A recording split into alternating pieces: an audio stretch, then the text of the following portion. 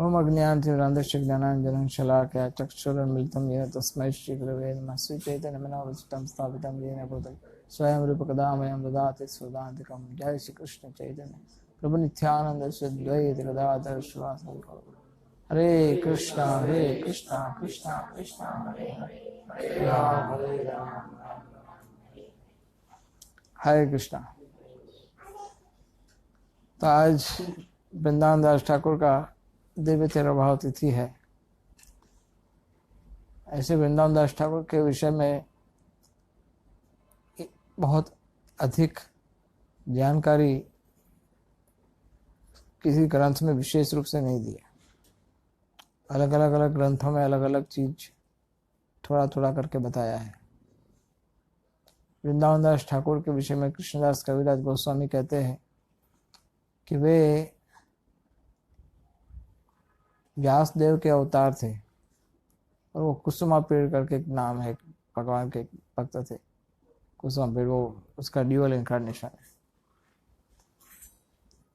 कृष्णदास कविराज गोस्वामी कहते हैं चैतन्य लीलार व्यास वृंदावन दास। चैतन्य लीला के जो व्यास है वो है वृंदावन दास।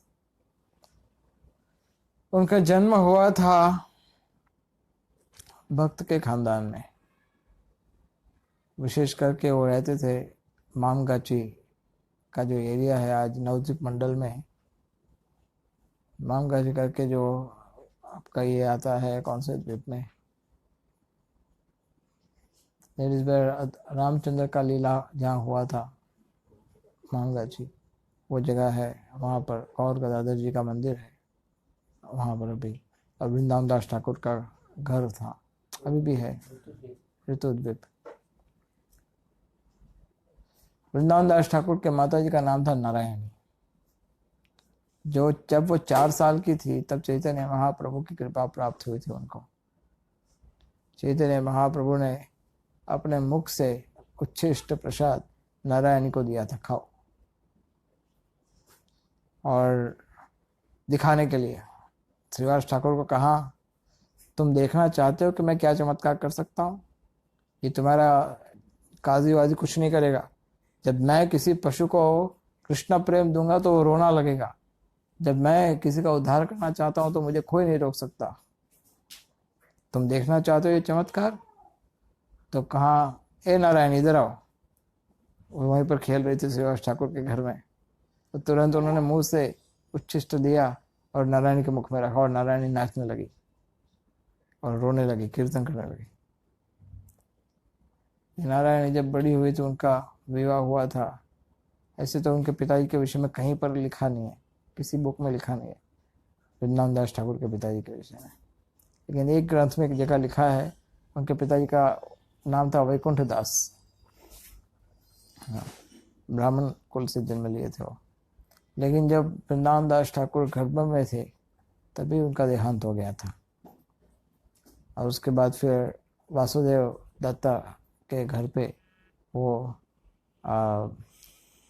सर्व कर रहे थे, ये एज ए सर्वेंट, और बाद में फिर शिफ्ट हुए मेड के रूप में। फिर बाद में शिफ्ट हुए वहाँ पर मायापुर में। वृंदावन दास ठाकुर जब जन्म लिए थे तब चैतन्य महाप्रभु चले गए थे। उन्होंने दीक्षा ली थी नित्यानंद प्रभु से, वृंदावन दास ठाकुर ने। और ऐसा माना जाता है कि वो नित्यानंद प्रभु के अंतिम शिष्य थे। उसके बाद नित्यानंद प्रभु भी चले गए थे। तो वृंदावन दास ठाकुर ने जय चैतन्य महाप्रभु विषय में जो ग्रंथ लिखा है वही उनकी सबसे बड़ी गिफ्ट है सारे संसार को। चैतन्य भागवत। चैतन्य भागवत में इतनी लीलाएं दी है चैतन्य महाप्रभु की, लेकिन फिर भी चैतन्य भागवत में लिखते वृंदावन दास कि महाप्रभु की लीला इतनी विस्तार से है कि मैं सब तो लिख नहीं सकता इधर। मैं हमेशा इस बात को आपको हमेशा कहता हूँ कि श्रीमद् भागवतम में नरसिंह देव की कथा है, फॉर एग्जाम्पल, अलग अलग अवतारों की कथा है। तो क्या ये जो कथा है वही घटना बीती थी, इसके अलावा और कुछ था ही नहीं। नहीं, ये तो सब जो मुख्य मुख्य इवेंट्स है उसको प्रस्तुत किया जा रहा है। तो चैतन्य भागवत, चैतन्य चरितामृत में जो कथाएं बताई है वो तो मुख्य मुख्य इवेंट्स है, उसको बताया गया है। एवरीडे वाली बात नहीं है कि आज सुबह क्या किया, शाम को क्या किया, दोपहर को क्या किया, ऐसे एवरीडे का अगर इतना सब डिटेल में लिखे तो कितना विस्तार से होगा कथा। तो महाप्रभु का लीला अनंत है और भगवान का, नरसिंहदेव का लीला अनंत है, कृष्ण का लीला अनंत है। इसलिए कभी हम अपनी दृष्टि से, अपनी बुद्धि से उस लीला को संक्षिप्त या सीमित नहीं कर सकते।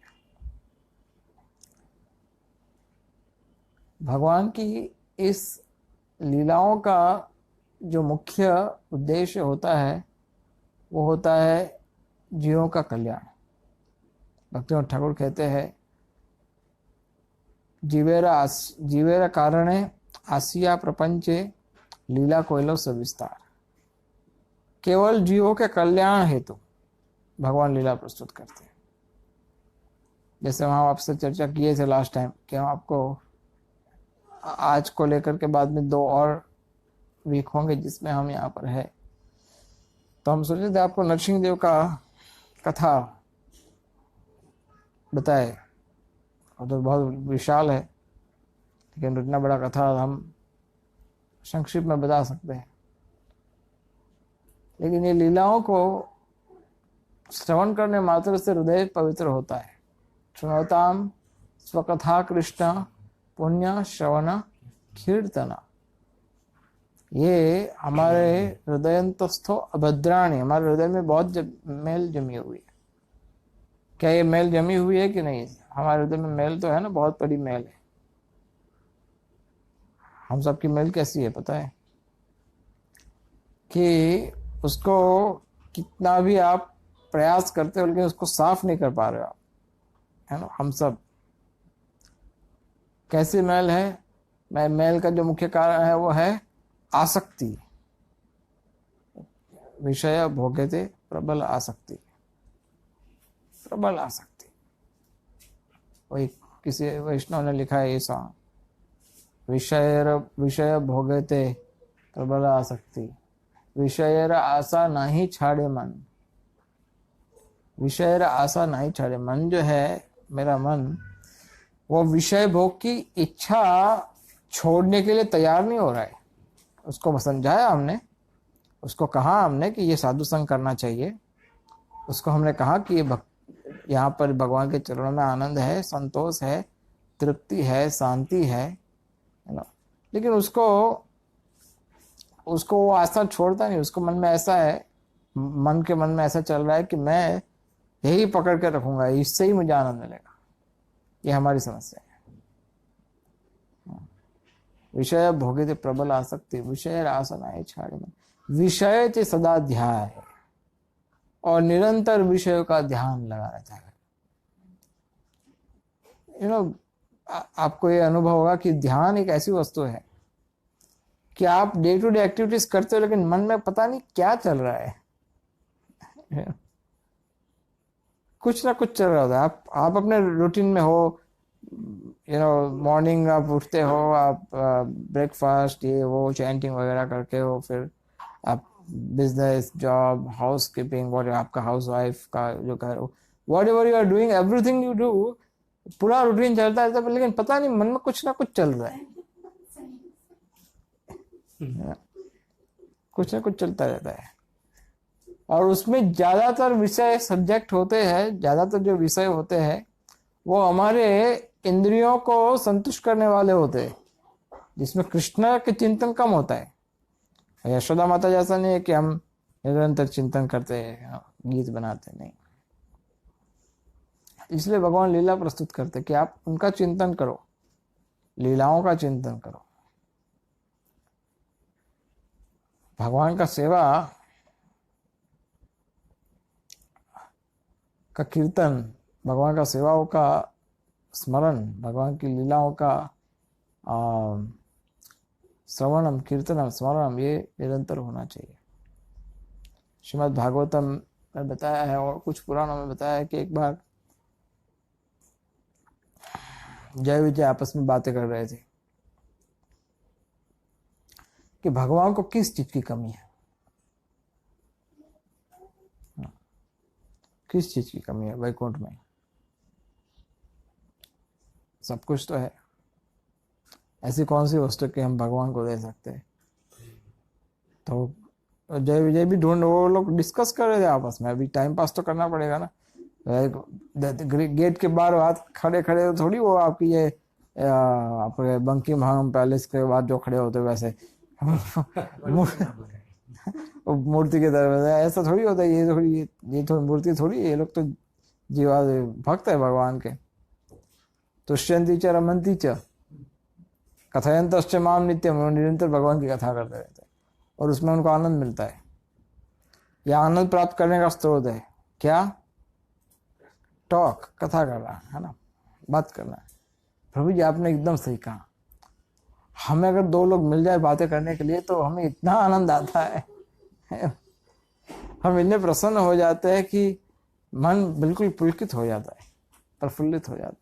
लेकिन ये नहीं, भगवान कहते हैं मत चित्ता मतगत प्राणा बोधयंत परस्परम, यू नो, मुझ में चित्त लगाते हैं। मीन्स ऐसा नहीं कि किसी भी कथा को करो, मत गत प्राण बोधयंत परस्परम, एक दूसरे को संदेश देते, इसमें बुरा नहीं मानना चाहिए। बोधयंत परस्परम कथयंतश्च माम, मेरी कथा करते ये लोग, फालतू कथा नहीं करते, इधर उधर की बात नहीं करते। कथयंतश्च माम नित्यम, ये नित्य होता है। अर्थात जहां पर दो भक्तों के बीच में कृष्ण संबंधित चर्चा नहीं हो रही है तो वो दो भक्त कितनी देर तक साथ में रहेंगे इसकी कोई गारंटी नहीं है। अगर आप दो भक्तों के बीच में कृष्ण भक्ति के अनुकूल संबंध होते हैं तभी उन दोनों के संबंध का आध्यात्मिक संबंध माना जाता है, नहीं तो फिर वो भौतिक संबंध हो जाता है। कथयंतश्च माम नित्यम तुष्यंती, संतुष्ट, संतोष प्राप्त होता है। रमंती, आनंद प्राप्त होता है। तो ये लोग बात कर रहे थे क्या कमी है वैकुंठ में, क्या कमी है वैकुंठ में, क्या चीज दे। 56 भोग दे बोले तो जगन्नाथपुरी में भी खाते हैं। अन्नकूट के यहाँ कहाँ कमी, बस सोचते हो जाता है प्रकट। क्या दे, कोई फूल की माला दे, इतना अच्छा अच्छा वैजयंती माला पहनते भगवान, क्या दे। तो फिर अचानक से उनके मन में विचार आया, भगवान कुश्ती नहीं करते कहीं पर, वैकुंठ में कुश्ती करने वाला कोई नहीं होता है। फाइट, है ना, मुष्टिक प्रहार, रेसलिंग, ये करने वाला कोई होता ही नहीं है। तो बोले नहीं होगा कहीं से कुछ तो होगा। तो सोचे नहीं बिल्कुल नहीं है, तो ये अच्छा है, ये भगवान को ऑफर करना चाहिए, ये इससे प्रसन्नता होगी।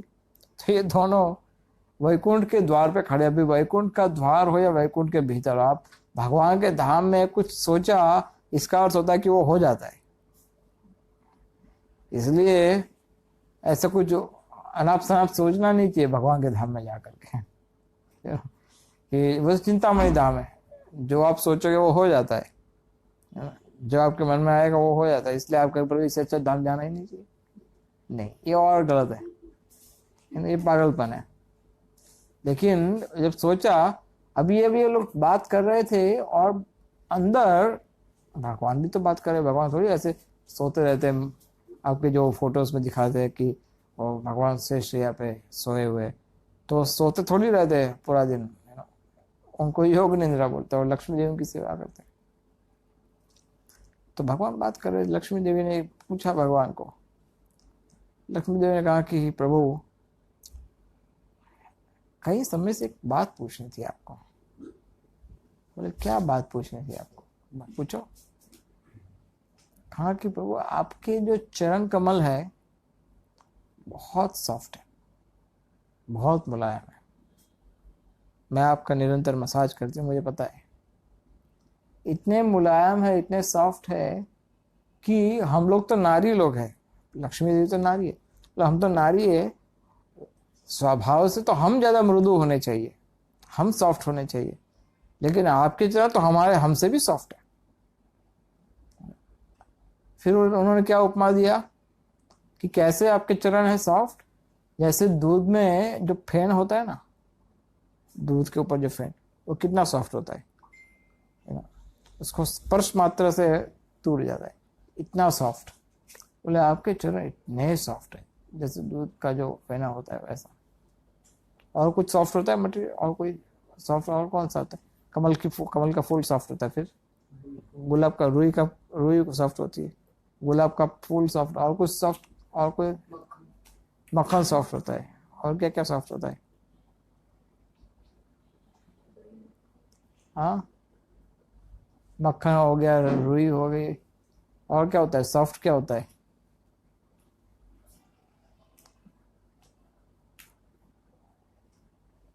तो दूध का जो फेन है उसको बहुत सॉफ्ट माना जाता है।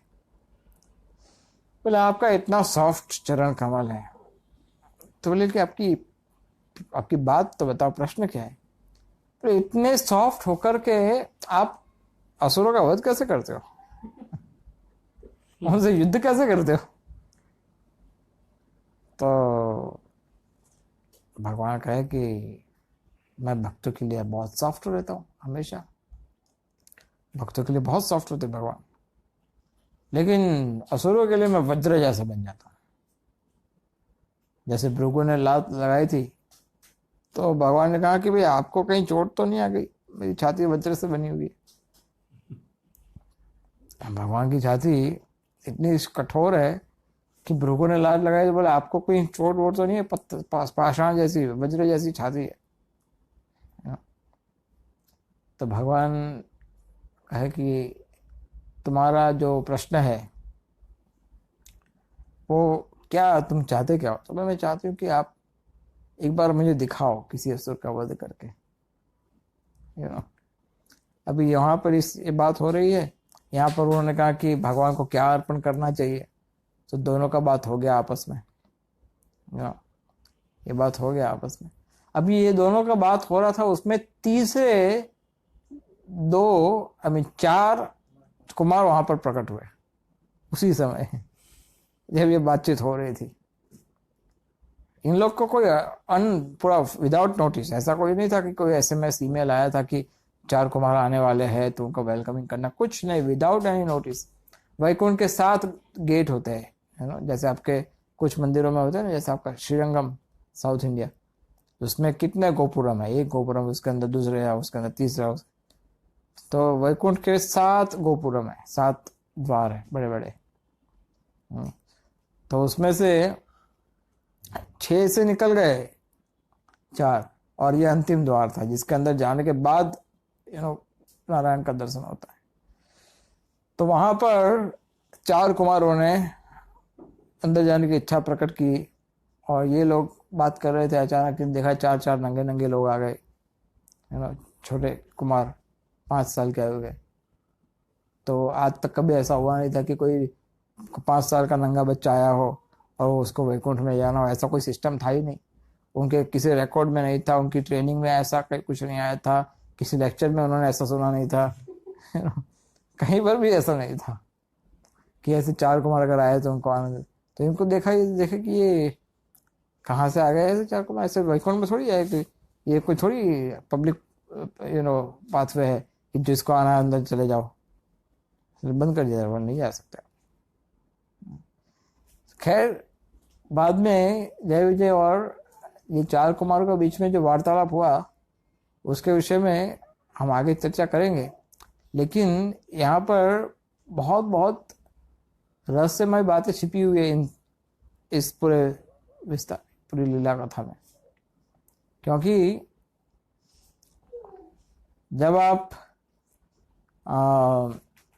भगवान का कोई कार्य संपन्न करना चाहते हो तब भगवान आपको निमित्त बनाते हैं।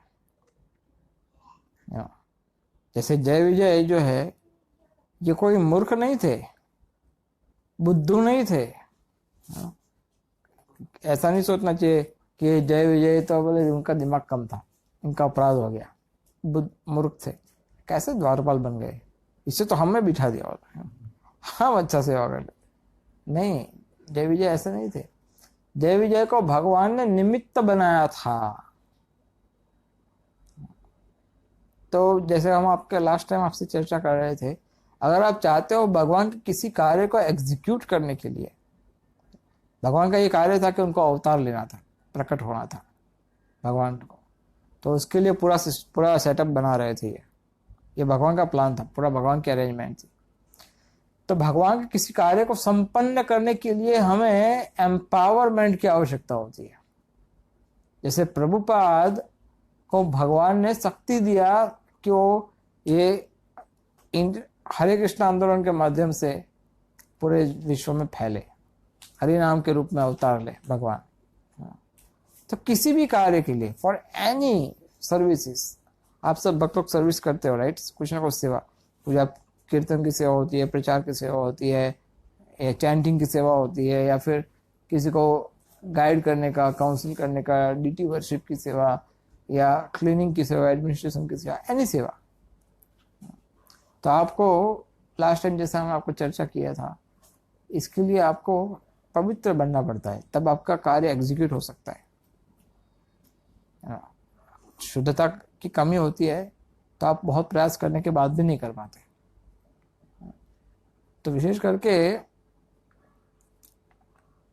हमें शुद्धता का आचरण करने के लिए हमने लास्ट टाइम से, मैं जिस संस्कृत में बता रहा हूँ उसी चीज को जो हमने चर्चा किया था आपके साथ, कि हमें भगवान का निमित्त बनना है, ऐसा हमें सोचना चाहिए कि हम भगवान के निमित्त हैं।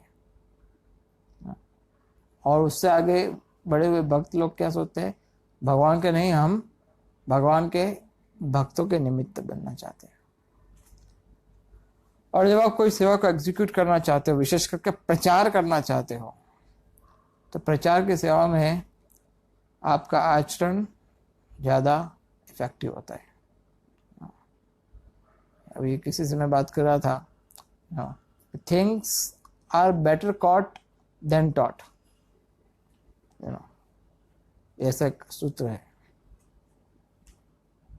आप जो सिखाओगे इससे अच्छा कि आप करके दिखाओगे, ये बहुत इंपॉर्टेंट है।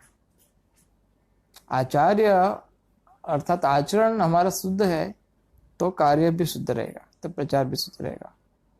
तो प्रचार का अर्थ ये नहीं कि हम कुछ भी कर सकते हैं, जो मन में आया कर सकते हैं।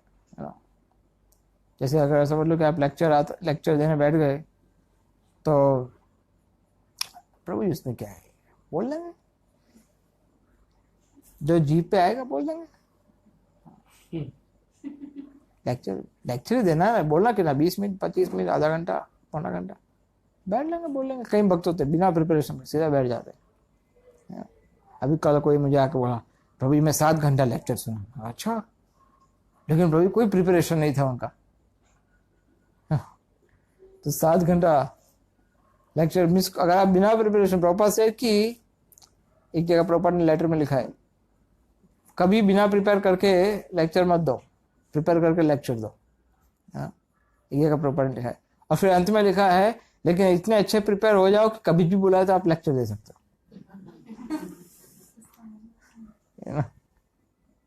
बट प्रॉपर यूज्ड टू से कि आप प्रिपेयर हो फिर लेक्चर दो। मुझे ऐसा नहीं कि जो मन में आया बोल दिया, मैं जो बोलना है वो रह गया, इससे कुछ नहीं होता। इस तरह से हमें प्रीचिंग नहीं करना चाहिए। आपके अच्छे इंटेंशंस जो होते हैं उसको लोग नहीं समझते, आप जो बोलते हो, जो करके दिखा दो, उसको लोग समझते हैं। प्रभु मैंने तो, मेरा भाव तो अच्छा था कि वो भक्त बने, अब उसने वो समझ नहीं पाया, इसमें मेरा क्या प्रॉब्लम है? भाई तुम समझाओगे ढंग से तब समझेंगे। So just one point I just want to add and then I stop and then we'll continue next time also with Lord Narasimhadeva कथा। नरसिंहदेव की जो कथा हम आज से थोड़ा शुरू किया हमने, नेक्स्ट टाइम आपको बताएंगे, उसके बाद भी बताएंगे। लेकिन जहाँ प्रचार की सेवा की हम चर्चा कर रहे थे, तो इसके लिए साथ में हमें ये 3 चीज को ध्यान रखना चाहिए। क्या बोलते हैं उसको, 3C, अंग्रेजी में 3C बोलते हैं। एक तो होता है conceive, contemplation and communication. Means सबसे पहले आपको ये देखना चाहिए कि आपके जो ऑडियंस है, जो आपको सुनने के लिए तैयार है, जो प्रचार करना चाहते या लेक्चर या कीर्तन जो भी है, तो उनके लिए क्या प्रस्तुत किया जाए, उनकी डिमांड क्या है, उनकी रिक्वायरमेंट क्या है, वो क्या, उनका अभी क्या स्टेज है, उनको क्या देना चाहिए, वो चीज को सबसे पहले आइडेंटिफाई करना पड़ता है। उसको वो कंसीव, वो सब्जेक्ट, वो विचार को प्रस्तुत करना पड़ता है, और हमारे माइंड में उसको एक सीड के रूप में, एक बीज के रूप में उसको रखना चाहिए। और फिर उस पर्टिकुलर सब्जेक्ट को लेकर के आप अपना अनुभव सोचो, आप अपना अनुभव उस समय कि मेरा क्या अनुभव है इसमें, और कौन सी ऐसी चीज है जो मेरे हृदय को स्पर्श किया था भूतकाल में या वर्तमान में, उस सब्जेक्ट को लेकर के, you know, what has touch my heart. और फिर उस आधार से आपको बोलना है या कीर्तन करना है या लेक्चर देना है, इस आधार से। That way you have to start with. जैसे हम हमेशा बताते हैं आपको कि किसी सब्जेक्ट को फिर कॉन्टेम्पलेट करना पड़ता है, कंसीव, उसके बाद फिर कॉन्टेम्पलेट। कॉन्टेम्पलेट का अर्थ होता है कि उसको सोचो, किस तरह से सोचो कि 10 बार अच्छे से समझो, ताकि एक बार आपका अच्छा प्रेजेंटेशन हो पाए। You learn 10 times that subject and then communicate। तब फिर आपका लेक्चर आता है। That we will discuss in detail, but these are the basic understanding, जिसमें आपको कभी कभी भाषा का ज्ञान लेना पड़ता है। जो भाषा आप बोलना चाहते हो, भाषा का नॉलेज होना चाहिए। मिस कुछ भी, कोई भी भाषा में कुछ भी बोलो, हम क्या बोलते हैं उसको, भावग्राही जनार्दन, कृष्ण बोलो, कृष्ण बोलो, कृष्ण बोलो, सब एक ही है प्रभु जी। ठीक है, सब एक ही है, भगवान तो सुन लेते हैं आपकी बात, लेकिन आपको उस भाषा को भी समझना चाहिए। प्रभुपाद जब शुरू किया था लेक्चर, तो प्रभुपाद अंग्रेजी बोलते थे, लेकिन वो जो उनका अंग्रेजी होता था स्टूडेंट्स का, वो तो बहुत ही अलग ही प्रकार का अंग्रेजी बोलते थे। तो पहले 1-2 दिन तो प्रभुपाद थोड़ा स्ट्रगल करना पड़ा सुनने में, क्या बोल रहे वो। बाद में फिर प्रभुपाद कुछ ही दिन में समझ गए पूरा अमेरिकन इंग्लिश का एक, आप कुछ भी कोई भी बोलेगा प्रभुपाद समझ लेते थे। So you have to learn that, भाषा पर अच्छा प्रभुत्व होना चाहिए, हैव गुड लैंग्वेज। आप प्रस्तुत करना चाहते हो ना लेक्चर, किस भाषा में, वो भाषा को सीखो, थोड़ा भाषा को से कम्युनिकेट में ये होना चाहिए। और ऐसे डल फेस करके कब कम्युनिकेट नहीं करना चाहिए। ऐसे कुछ लोग होते हैं, लेक्चर शुरू करते तो मैं आंख बंद कर देते, और फिर जब श्रील प्रभुपाद की जय, इस तरह आंख खोलते हैं, वो क्या मैं पूरा मूवी चल रहा है अंदर, मैं देख रहा हूँ, नहीं। या कुछ वक्त है तो मुझे अच्छा लगता है, इस तरह से मुझे याद आता है। No, have proper expression. फिर ऐसे कभी you have to be little bit dramatic. जब बोलते हो तो कुछ कथा को आपको ड्रामेटिकली बताना पड़ेगा, नहीं तो कथा सुनने वाला सोचेगा कि आप कथा बता रहे थे प्रभु, मैं तो पता ही नहीं पड़ा, उसमें समझ ही नहीं पाएगा। You should have proper expression. और प्रिपेयर करने के बाद कृष्ण पे डिपेंड रहना, कम्युनिकेशन के समय प्रिपेयर करने के बाद। ऐसा नहीं कि प्रभु जी हम त्वाम सर्व पापेभ्यो मोक्ष इस समय भगवान बताए, नहीं। भगवान तो आपको हेल्प करने के लिए है, लेकिन भगवान उसको हेल्प करते हैं जो खुद प्रयास करता है। तो इसलिए मैं संक्षिप्त में एक टिप्स आपको बताए प्रचार को लेकर के, लेकिन हमारा मूल उद्देश्य यह है, क्योंकि मैं आप प्रचार के विषय में आपको इसलिए बता रहा था कि आपका जो सबसे महत्वपूर्ण सेवा है वो प्रचार का सेवा है, और आपके माध्यम से भगवान और प्रभुपाद कुछ कार्य एग्जीक्यूट करवाना चाहते हैं आपके माध्यम से। तो वो एग्जीक्यूट करने के लिए आपको प्रॉपर बनना पड़ेगा, लायक बनना पड़ेगा। जैसे वो बोलते हैं ना कि भगवान देने वाले तो बहुत है, लेकिन आपके पास पात्र है कोई? पात्र, पात्र बोलते हैं ना, पात्र अपात्र विचार नहीं। हम पात्र क्वालिफाई, पात्र नहीं हम। तो पात्र का अर्थ क्या है कि भाई कुछ कुछ बर्तन हो जिसमें वो आप स्टोर कर सको, है ना? आपके पास कोई बर्तन है कि नहीं ऐसे? तो बर्तन अब हमारे पास होना चाहिए ताकि भगवान की कृपा उसमें आ सके, या ऐसा कोई रेडियो होना चाहिए जिसको ट्यून करना आना चाहिए आपको, तो भगवान की कृपा के वेव्स मिल सके। तो इसको ट्यून कैसे करना, ये है पवित्रता, यही आपकी चैलेंज। फिर आपको कृपा अवश्य प्राप्त होगी, तब आपका कीर्तन और आपका प्रवचन ये दोनों ही शुद्ध हो पाएंगे। तो इसलिए let us be the instrument in Krishna service the way that जय विजय हैज बिकम इंस्ट्रूमेंट। उनके माध्यम से भगवान कुछ कर रहे हैं। देखो आगे नेक्स्ट टाइम क्या होगा। जय विजय को श्राप तो मिलता है, लेकिन फिर भगवान कैसे डील करते जय विजय को और चार कुमारों को, ये हम आपको नेक्स्ट टाइम बताएंगे। श्री वृंदावन दास ठाकुर तिरुभाव की। किसी का कोई प्रश्न है?